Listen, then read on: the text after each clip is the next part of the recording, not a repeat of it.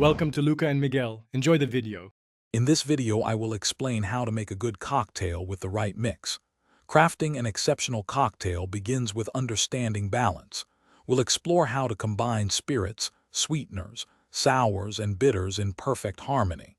Selecting premium ingredients is crucial, as they form the foundation of any great drink.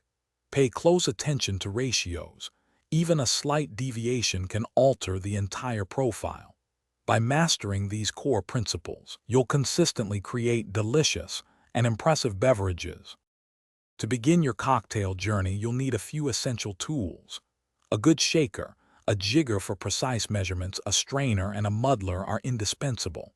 For ingredients, focus on quality-based spirits such as gin, vodka, rum, and whiskey.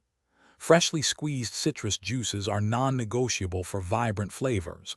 Avoid anything pre-bottled. Don't forget simple syrup, a selection of bitters, and crucially, plenty of high-quality ice to chill your creations perfectly. Precision is paramount when mixing. Always use a jigger to measure each ingredient accurately. This ensures consistent results every time. For drinks with citrus or dairy, shake vigorously for about 15 to 20 seconds to properly chill, dilute, and aerate. Spirit-forward cocktails, however, benefit from stirring for around 30 seconds, creating a silky, smooth texture. Remember to taste your creation before serving and adjust as needed for that perfect balance. The final touch for any great cocktail is its presentation. Choose glassware that complements your drink, enhancing its visual appeal. Garnishes are not just for looks, they add aroma and sometimes even flavor. Think fresh citrus twists, aromatic herbs, or vibrant berries.